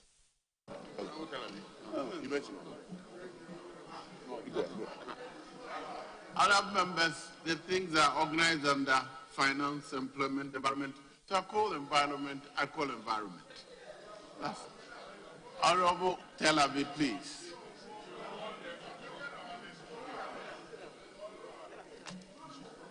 Mr. Speaker, with the greatest of respect, we agreed the sectorial areas. By the sequencing, we have submitted our list. So we'll be grateful you go according to our list. Thank you very much, Mr. Speaker. Yes, Honorable. Mr. Speaker, I think that we must be very transparent to ourselves. We met, and then quite apart from the sectors that we agreed on, we came with a structuring. Yes, please, yes. So I'm surprised, and indeed, at the business committee, we spoke to it. What we did not agree on was the times, but the times eventually agreed on. So otherwise, the discourse will not be structured. The discourse will not be properly structured because, like the Honorable John Jinapo rises up now, perhaps maybe to speak on energy, and then there's nobody prepared for that. But, Mr. Speaker, that is where the problem is. That is where the problem is. We said to ourselves that for finance, we're going to allow 2 speakers. And now, the chairman of the finance committee asked me, as I insisted. He brought 4 names, and I insisted no, that we had agreed on 2. And now, all of a sudden, you surface and say that, oh, we're going to have 3 speakers of finance. Mr. Speaker, we must be transparent with each other. It's not good the way we conduct matters. When we agree, we must go by the agreement. And yes, sir, where's the confusion? Yes. Mr.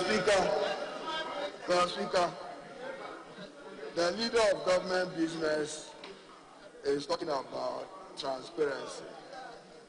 Mr. Speaker, we are very transparent because our list has submitted it to you as Speaker, recognizing the sectorial issues we agreed to, no doubt about that. So if you see our heading, it is finance, environment, employment, foreign affairs, gender and children. But Mr. Speaker, we have identified the Honorable Jinapo because of the importance of COP26, the Glasgow Conference, climate change, and matters of fossil fuel. Yes. He is to lead our debate on the environment. Climate change. Yes. Because there is climate change in the budget. So we said that he will lead from that perspective.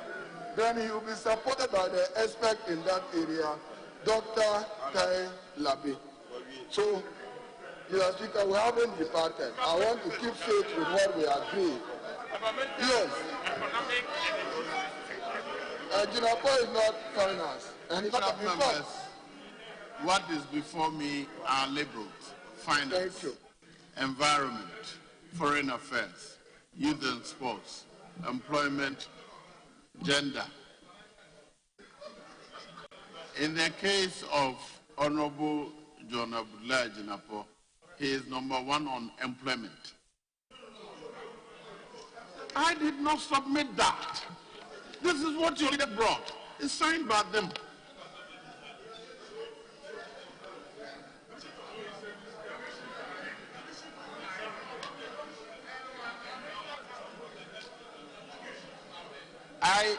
I called environment, and so I'm calling environment. After that, it is foreign affairs. I'll call foreign affairs. Everybody on the list will be given the opportunity to contest. So, yes. Mr. Speaker, with the greatest of respect, at least you've been here for over a decade. We have never done what you are trying to do now. What we do is that we select the sectoral areas to be discussed for the day. As to the sequencing, you leave it to the various caucuses. Why are we trying to conclude a caucus that since the other side wants to speak environment, you must also speak environment? We will speak environment by the close of the day. But Mr. Speaker, we have submitted our list in a sequential manner. That's how we've always done it. Please call the third person that we have on our list. Please. Yes, leader. Mr. Speaker, this is a house of records. People should speak to the truth, not convenience. Mr. Speaker, we identify the sectors and match the sectors with names. That's what you have always done. And that's the reason why you have done what you have done today. It's the reason why you have done what you have done today by submitting your names. So why are you walking away from the truth? I don't kind of pressure. What? Mr.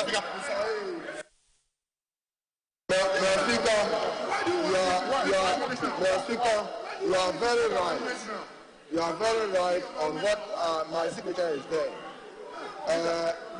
Honorable Abdullah Jinapo, I signed for employment instead of environment because when I arrived, the clerk actually drew my attention that you were looking for our list. So when Ahmed brought it, that I take responsibility. But sequentially, he is third on our list to speak on environment, not employment. But you are right. The paper I gave you is what you are referred to. Mr. Speaker, it's a debate on the budget. We've done it before. This is not the If you want to change your list, it's here. I'll get back to you. Yes. Make any changes So you want, and I'll go by. Mr. Speaker, we want the Honorable Jinapo to take his turn now. That's a variation. Thank you. Kindly make the changes in your pen and bring it to me. Mr. Speaker, with Yes. respect, I don't know where we are and what disagreement is ensuing. Because the leader of the minority just got up to say that the Honorable John Jinapo is going to speak on energy, environment. And if it's for environment, what's the need to change anything again? What's the no? You are saying that he's going to talk on environment. Glasgow and what else? Now you are saying that going to change. Change what again? If you are truthful to yourselves, you have said he's going to speak on environment. So what are you changing again? Yes, Honorable Deputy Leader. Mr. Speaker, clearly they submitted the list to you. Honorable Tel Aviv, as it's happening now, it's like there's some discrimination. He's being embarrassed. The man is ready to debate. It's as if they don't have confidence in him. Mr. Speaker, the MP for Eurocop, Mr. Speaker, his constituents know that he's ready to debate, and some people want to deny him an opportunity that they don't have confidence in him.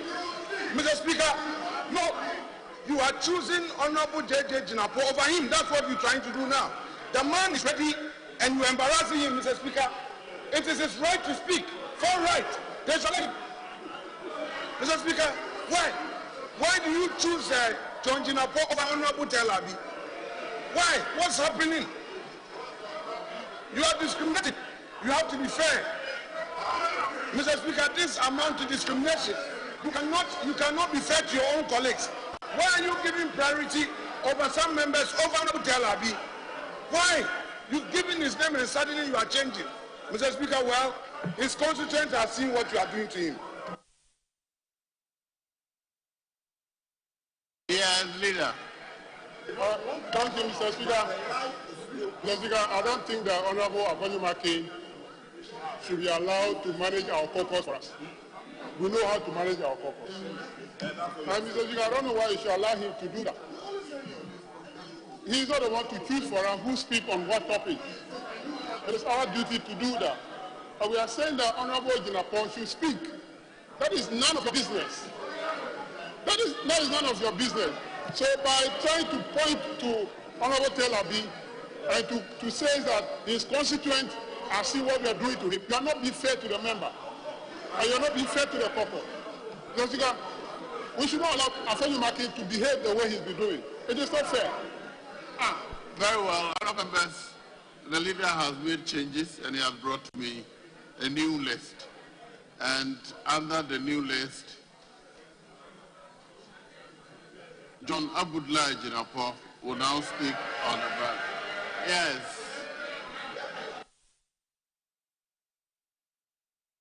Thank you very much, Right Honourable Speaker. We want to respond to Right Honourable Speaker. We want to respond to this thing.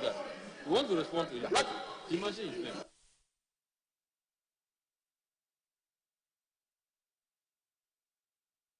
Mr. Speaker,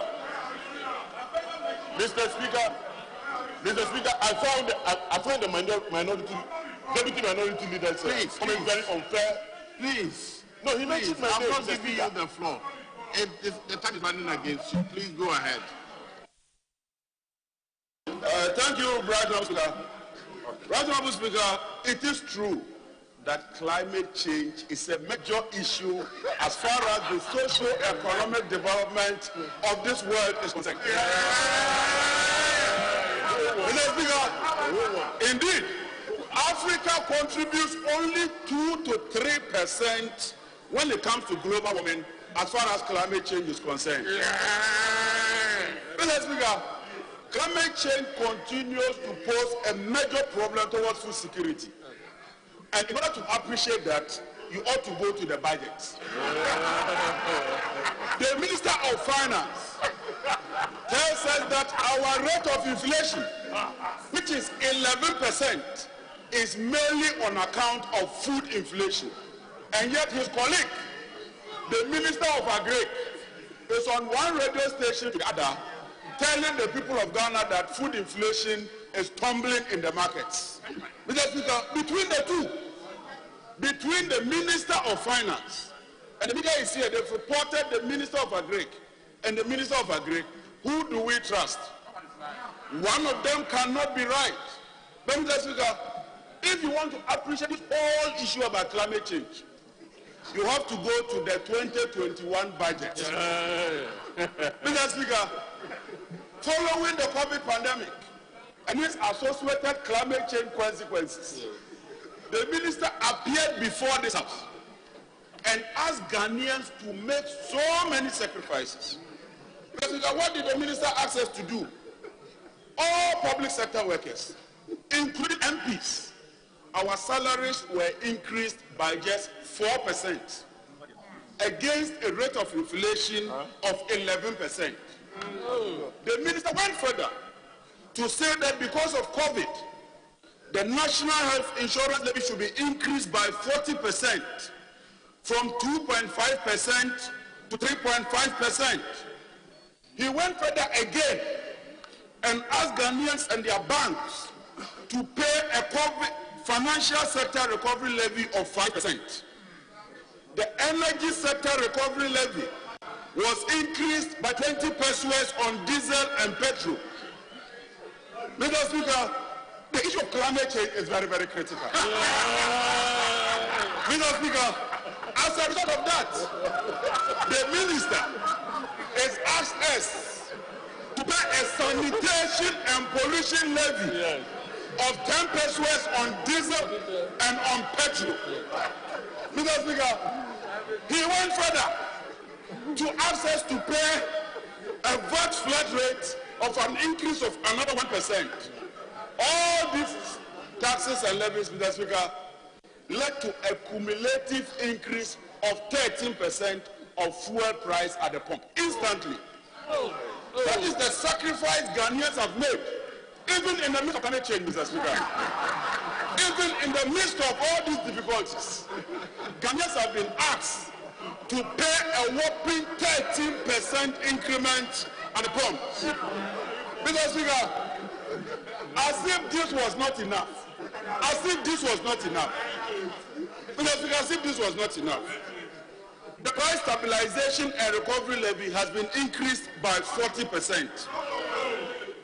The UPPF has been increased by 164%. The boost margin has been increased by 200%. Mr. Speaker, fuel marking has been increased by 164%. This is what this government has done in the year 2021 alone, even in the midst of the consequence of climate change, Mr. Speaker. Mr. Speaker, this is what this government has done. Honorable Speaker to take the chair.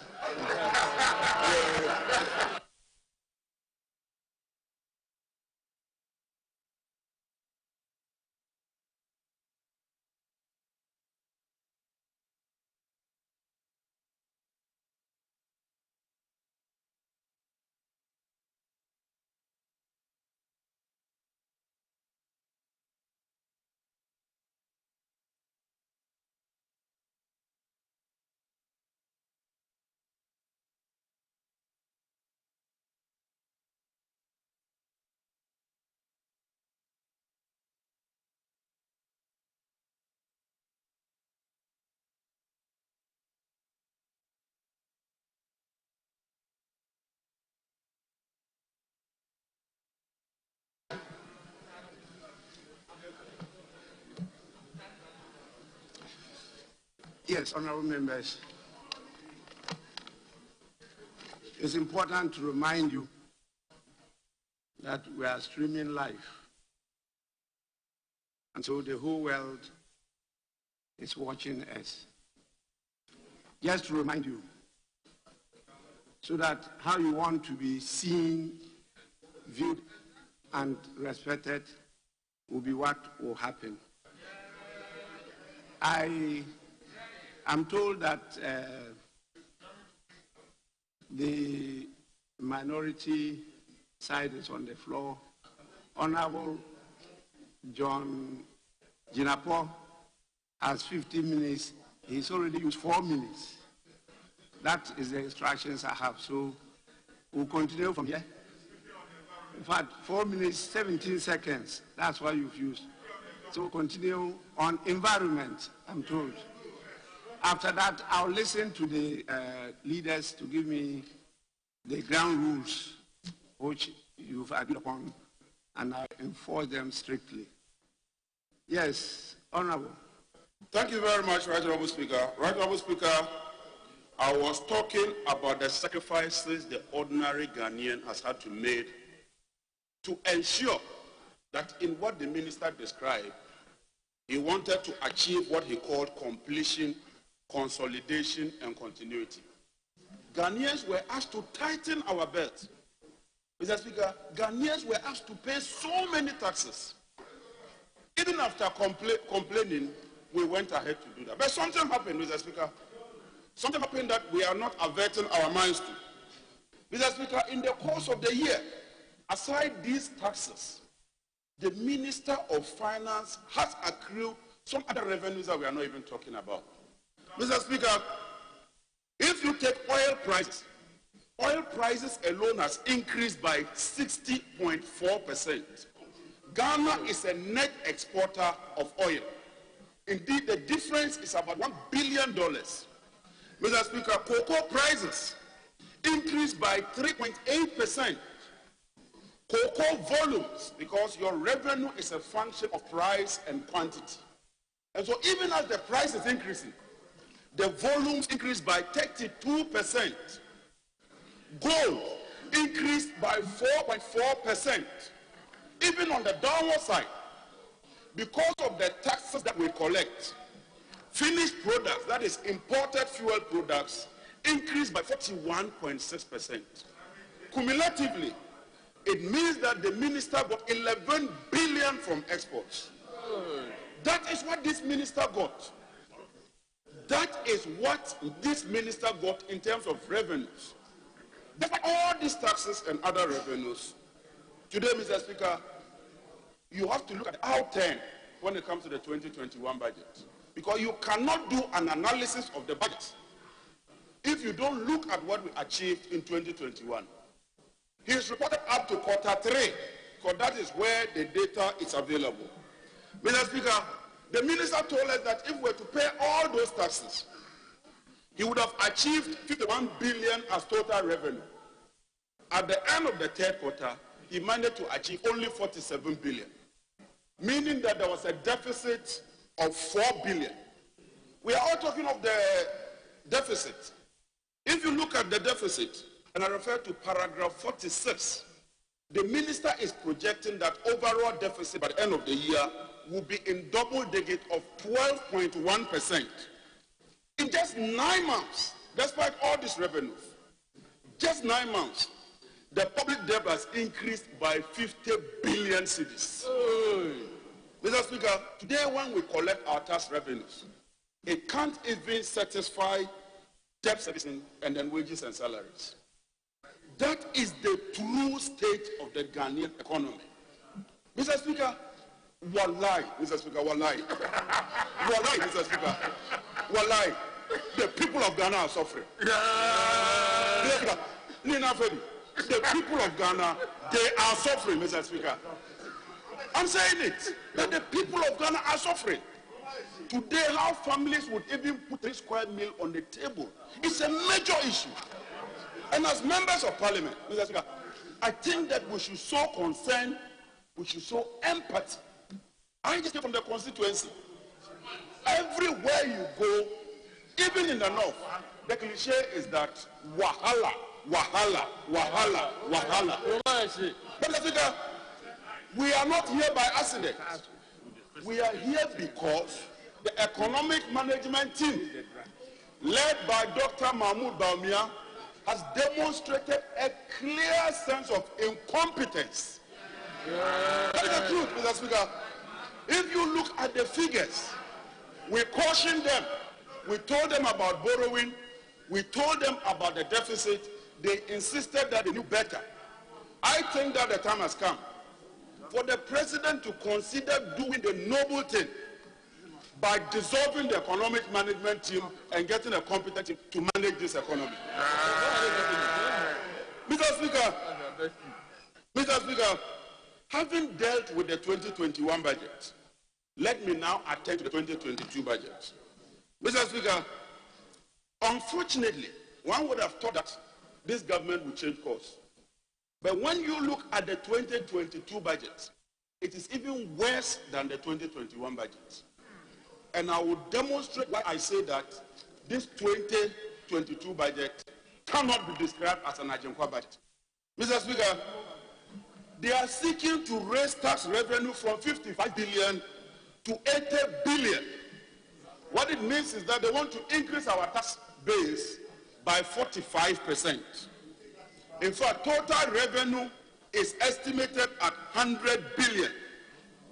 How are they going to achieve that? Mr. Speaker, I hold here in my hands the fees and charges for specified ministries, departments, and agencies.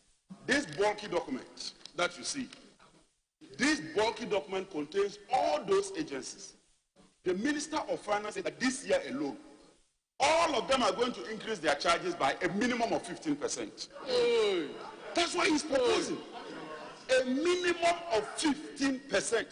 So every government service that you try to assess, you should be prepared to pay an additional 15% on what you are paying. Mr. Speaker, and like the ranking member said, even when you've lost your relative and you want to access more cherished services, this government wants you to pay additional 15%. That is how insensitive and cruel the Akufo-Addo government has become. Mr. Speaker, as if that is not enough, after claiming credit for the benchmark values, getting the people of Abosoka to congratulate the Vice President, holding a media engagement in 2019 and telling us that he has done so well, because when you lower the benchmark revenues, throughput will increase, which will account for the revenue shortfalls. The Vice President and his economic management team, 2 years after that project, they are making a U-turn to withdraw all those benchmark revenues. And now the list here, almost all the vehicles that we import will be affected. So if you were to import a vehicle for your farm, be prepared to pay an additional money on that vehicle. So this issue that you are withdrawing it because of so-called production capacity is a complete misinformation to the Ghanaian people. Mr. Speaker, putting that aside, after promising that they will move away from taxation to production, I've already given you all the taxes they brought about. They are bringing what they call the electronic levy. What does it mean? I want to give a clear critical example. If I were to buy this tablet, for say 2,000, and I take my invoice, the cost of the item will be on it, including a 17.5% VAT. Now, if I decide that I want to pay the cost, including the VAT that I'm paying to government, with my mobile money, this government wants to tax that tax that I'm paying to that government, 1.75%. That is a stark reality. In any country where you pay tax on tax, that is referred to as a regressive tax. That is why I wish to associate myself in its entirety and 100% with the venerable minority leader, the Honorable Haruna Idrisu, that in this tax, in this form, and in this shape, the minority will not be part of it today, tomorrow, and the day after. The minority leader statement is a powerful statement. Yes. And I want to plead with the members on the other side. For the first time in my life, I want to beg you, your constituents are watching you. Please, look at how the people are suffering. The people of KJTR are calling on you. The people of Suame are calling on you. That for the first time, Mr. Speaker, you rightly said that this parliament is a new parliament. Let us put the politics aside. Let us be patriotic. Let us show empathy and reject days of noxious nuisance ill-evitas. Mr. Speaker, it's even an insult unto us to decide that you tax our momo and tell us that it is innovative. What is innovative about taxing mobile money? What is innovative about taxing mobile money? Mr. Speaker, it is clear that the vice president is becoming somebody you cannot trust. He was against Momo yesterday, today he is for it. He was against taxation, today he was for it. He was in favor for road tolls, today he is against it. Every other benchmark, but for benchmark today he is against it. So Dr. Bamia, what do you stand for? That is the question. Mr. Speaker, the last point is the revenue itself. Where is this 100 billion going? They told us that we should pay the tax so that they will use it for critical infrastructure. Mr. Speaker, let me put it on record that that is false, and it's in the budget. We are paying compensation, 35.8 billion. Interest payment, 37.4 billion. Amortization, 7.9 billion. Statutory payments, 31 billion. When you add all this together, that total revenue cannot even satisfy this amount. So what is left for so-called capital expenditure? It means that we have to borrow another 37 billion, which will still increase our public debt. Mr. Speaker, on this note, I want to end on a very sober way. I do not want to do politics at all. I just want to plead with my colleagues that please join us and let us say no to this mobile money tax because it is regressive.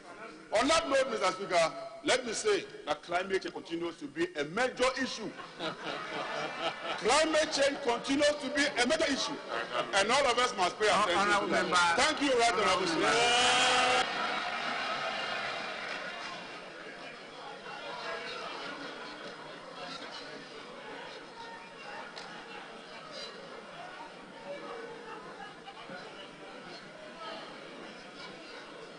Honorable leaders, are there any ground rules that you want me to know so that I can enforce?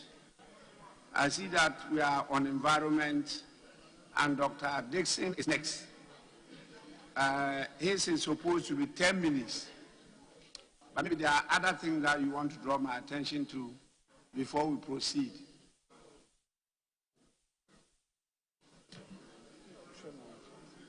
Mr. Speaker, yes, I think we are on course. We started with finance, and the lead speakers are 20 minutes, and the supporting cast at 15 minutes each. Now we are zeroing in onto the various sectors, and we're beginning with environment. The lead speakers have had 15 minutes each, and those supporting them will have 10 minutes. And then we come to the other sectors, where the lead speakers will have 15 minutes, and those supporting will have 10 minutes.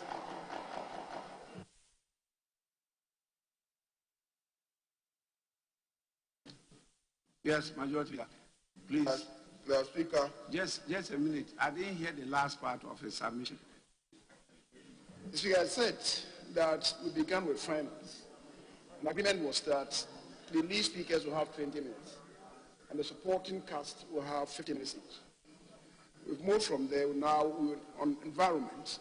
The lead speakers had 15 minutes, and I want to believe that the Honorable John Jinapo spoke for environment, even though clearly he was on financial environment.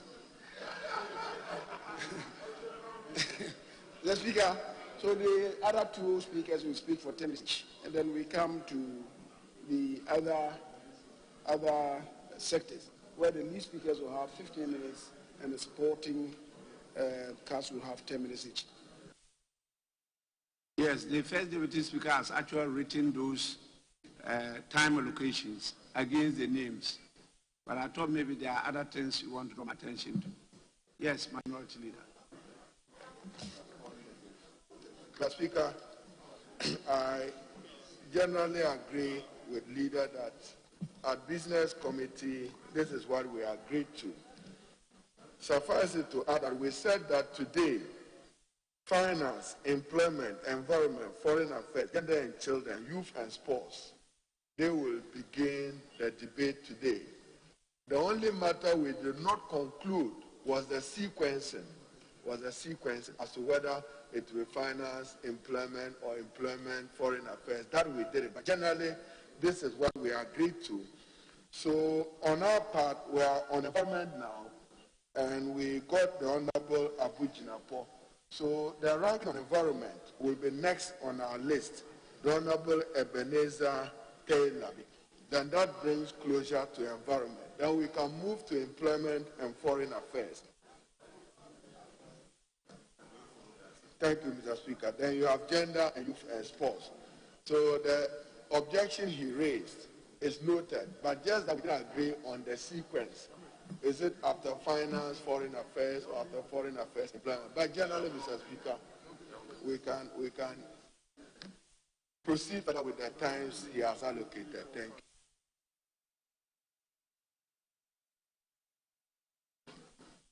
All right, so we move to the Majority Caucus, and then it's now the turn of Honorable Dr. Dixon Aduma Kukisi, and the topic is on the environment.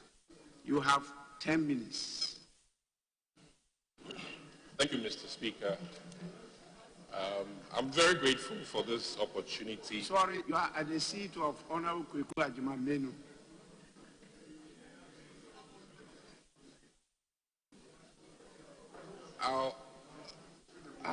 Let's say you speak from your seat. I will go to my seat, Mr. Speaker. Sorry.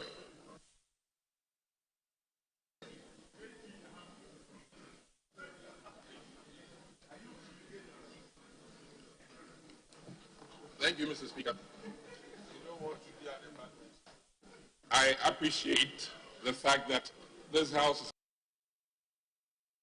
of order. I'm here today privileged to talk about this brilliant budget, which I think is at a period where we're facing quite severe financial restraints. But I must commend the Ministry of Finance for its work thus far. And I'm hoping as we make decisions about the budget, we'll keep one key thing in mind, that we take very good care of it. And in as such, every decision made that impacts our environment also largely impacts our health. Pardon me for my voice. I know that the budget addresses in every way our needs, considering the time that we're in. Many of us cannot discount the fact that our health care through the environment has impacted businesses largely. So I need to use this opportunity to stress the fact that as we consider the budget for 2022, we bear in mind that key thing, that without cleanliness, without deliberate attention to the climate, without deliberate attention to the connection between our environment, our health, and productivity, we'll be making a very serious error. Our plead with all and sundry that inasmuch as we work hard to ensure that the budget is passed, we consider each day the impact of our decisions in this House. And without a shred of doubt in my mind, financial institutions across the world are working vigorously to see how they can finance projects that maintain our water bodies, projects that maintain good sanitation, projects that, if we agree on, can help us maintain our wonderful standard of life in Ghana and in the world at large. The scale of planning, as seen in the budget by various governmental institutions, have brought to bear one key thing: that times, certainly worldwide, are hard. And I think it is one thing that cannot be disputed, regardless of your party position, regardless of your religious affiliation. And I'm here to talk also for one wonderful agency on the environment, which is the Environmental Protection Agency, and the need to strengthen it, as stated in the budget. Because as we're moving towards industrialization, and may I repeat, industrialization comes with, of course, its challenges of climate impact. In that regard, I think that more needs to be done on our environmental needs, and we need to let our money show. We need to let our finances, as it is, empower our environmental programs in the country. I am privileged to be one of the few that sat in the Global Climate Conference. And in fact, in as much as I went with an objective mind, I learned a lot. And one thing is clear: global challenges in terms of climate challenges are affecting us. And unfortunately, we are not very well prepared because of our drainage challenges in this country. Flooding, as we all know, not to mention, when the dams are open and all these challenges we have in this country, stresses the fact that infrastructural development is largely tied to our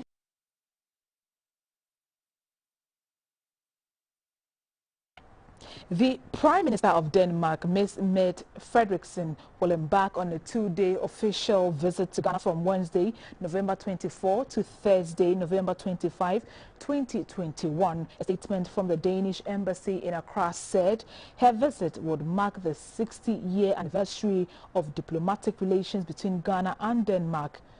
The opposition leader from the Liberal Party of Denmark, Mr. Jacob Ellemann Jensen, would join the delegation. Upon arriving in Ghana, Ms. Frederiksen will be received by President Akufo-Addo and Mrs. Cecilia Nadapa, the Minister for Sanitation and Water Resources. The statement said during the visit, Ms. Frederiksen will visit the frigate Esben Sneh, which has been deployed to the Gulf of Guinea until April 2022. The Prime Minister would also meet with Danish companies, Ghanaian CSOs, and explore extensive water cooperation between Denmark and Ghana.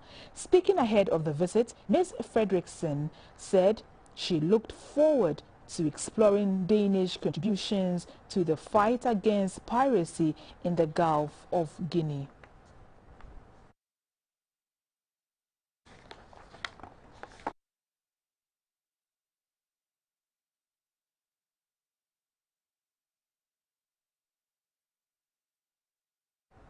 Monitoring of students in Kintampo Senior High School in the Bono East region is a challenge for school authorities. This is because majority of the students are day students, a situation impeding academic progress and progression of students. Management is therefore appealing to the Ministry of Education to impress upon contractors working on projects in the school to speed up. Go on October 15th, Kintampo Senior High School, Kins, started in a private house with an initial intake of 32 students, made up of 29 boys and 3 girls in November 1986.